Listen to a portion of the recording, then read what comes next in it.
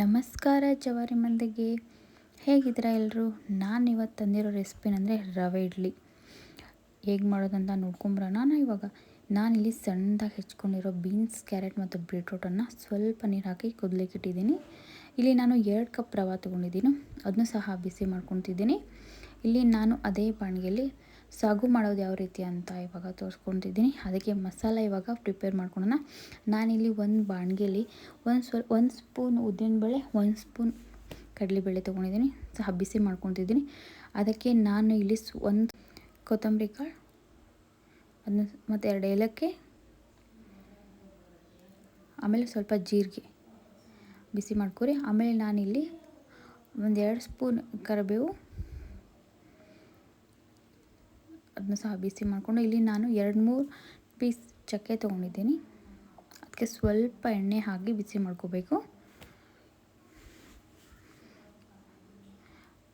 ಇದನ್ನು ಸಹ ಸ್ವಲ್ಪ ಬಿಸಿ ಮಾಡಿಕೊಂಡು ಒಂದು ತಟ್ಟೆಯಲ್ಲಿ ಎತ್ತಿಟ್ಕೊಂಡು, ಆಮೇಲೆ ಅದೇ ಬಾಣಲೆಯಲ್ಲಿ ಸಣ್ಣದಾಗಿ ಹೆಚ್ಚಿರೋ ಹಸಿಮೆಣ್ಸಿಕಾಯಿ ತೊಗೊಂಡಿದ್ದೀನಿ. ನಾನು 2 ಮೆಣಸಿನ್ಕಾಯಿ ತೊಗೊಂಡಿದ್ದೀನಿ. ಇಲ್ಲಿ ನಿಮಗೆ ಖಾರ ಜಾಸ್ತಿ ಬೇಕಂದರೆ ಜಾಸ್ತಿ ತೊಗೋಬೋದು.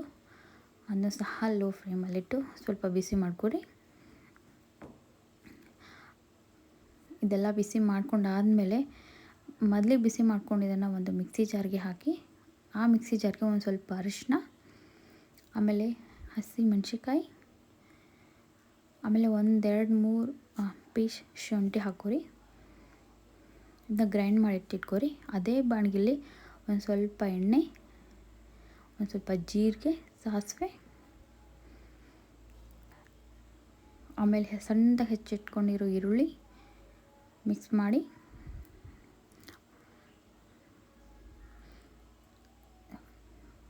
ಒಂದು 5 ನಿಮಿಷ ಚೆನ್ನಾಗಿ ಬೇಯಿಸ್ಕೊಳ್ಳಿ ಈರುಳ್ಳಿನ. ಅದಾದಮೇಲೆ ನಾನಿಲ್ಲಿ ಬೇಕಿಟ್ಟಿರೋ ತರಕಾರಿ ನೋಡ್ತಿದ್ದೀನಿ, ಇದಾಗಿದೆ. ಅದಾದಮೇಲೆ ಇಲ್ಲಿ ಇದಕ್ಕೆ ಸಣ್ಣದಾಗಿ ಹೆಚ್ಕೊಂಡಿರೋ 1 ಟೊಮೊಟೊ ತೊಗೊಂಡಿದ್ದೀನಿ, ಅದನ್ನ ಮಿಕ್ಸ್ ಮಾಡಿ. ಅದಾದಮೇಲೆ ಬೆಂದಿರೋ ತರಕಾರಿನ ಇದಕ್ಕೆ ಮಿಕ್ಸ್ ಮಾಡಿ, ಆಮೇಲೆ ರುಚಿಗೆ ತಕ್ಕಷ್ಟು ಉಪ್ಪು, ನಾನು ಕಲ್ಲುಪ್ಪು ಯೂಸ್ ಮಾಡಿದ್ದೀನಿ, ಆಮೇಲೆ ಸ್ವಲ್ಪ ಖಾರ, ಆಮೇಲೆ ರುಬ್ಬಿರೋ ಮಿಶ್ರಣ ಹಾಕಿ ಚೆನ್ನಾಗಿ ಮಿಕ್ಸ್ ಮಾಡಬೇಕು. ಒಂದು 5 ನಿಮಿಷ ಬೇಯಿಸ್ಕೊಂಡು ಬೇರೆ ಪಾತ್ರೆಯಲ್ಲಿ ತೆಗೆದುಬಿಡಿ. ಬೆಲ್ಲ ಆಪ್ಷನಲ್ ಹಾಕ್ಕೋಬೋದು, ಇಲ್ಲಕ್ಕಿಲ್ಲ. ಆಮೇಲೆ ಗಾರ್ನಿಷ್ ಸ್ವಲ್ಪ ಕೊತ್ತಂಬರಿ ಸೊಪ್ಪು ಹಾಕಿದರೆ ಸಾಗು ರೆಡಿಯಾಗಿದೆ. ಇವಾಗ ರವೆ ಇಡ್ಲಿ ಯಾವ ರೀತಿ ಅಂತ ನೋಡೋಣ. ನಾನಿಲ್ಲಿ 2 ಕಪ್ ರವೆ ತೊಗೊಂಡಿದ್ದೀನಿ, ಸಣ್ಣ ರವೆ. ಅದಕ್ಕೆ ನಾನಿಲ್ಲಿ 2.5 ಕಪ್ ಮೊಸರು, ಗಟ್ಟಿ ಮೊಸರು ಫ್ರೆಶ್ ಇರಬೇಕು. ಆಮೇಲೆ 2 ಕಪ್ ನೀರು ಹಾಕ್ಕೋತಿದ್ದೀನಿ. 2.5 ಕಪ್ ಮೊಸರು, 2 ಕಪ್ ನೀರು, ಆಮೇಲೆ ಚೆನ್ನಾಗಿ ಮಿಕ್ಸ್ ಮಾಡಬೇಕು. ಚೆನ್ನಾಗಿ ಮಿಕ್ಸ್ ಮಾಡಿದ್ಮೇಲೆ ಚೆನ್ನಾಗಿ ಮಿಕ್ಸ್ ಮಾಡಿ,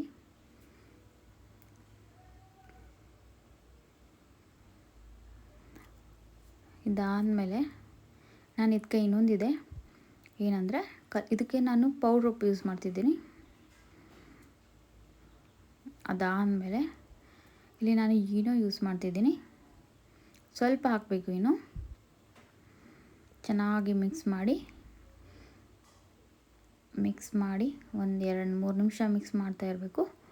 ಅದಾದಮೇಲೆ ಇದು ರೆಡಿಯಾಗಿದೆ. ಇವಾಗ ಇಡ್ಲಿ ಪಾತ್ರೆಯಲ್ಲಿ ಹಾಕಿಬಿಟ್ಟು ಸ್ವಲ್ಪ ಇಡ್ಲಿ ಪಾತ್ರೆಗೆ ಎಣ್ಣೆ ಹಚ್ಚಿ ಹಾಕಬೇಕು, ಯಾಕಂದರೆ ಹಿಡ್ಕೊಳಲ್ಲ ಅವು.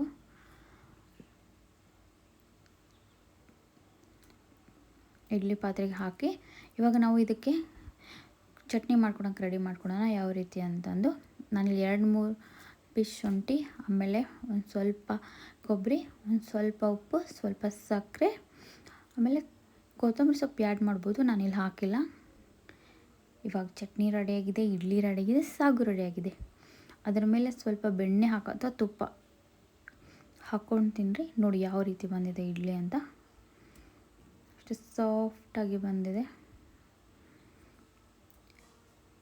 ನೀವು ಟ್ರೈ ಮಾಡಿ ಹೇಗಿದೆ ಅಂತ ಕಮೆಂಟ್ ಬಾಕ್ಸಲ್ಲಿ ತಿಳಿಸಿ. Thank you.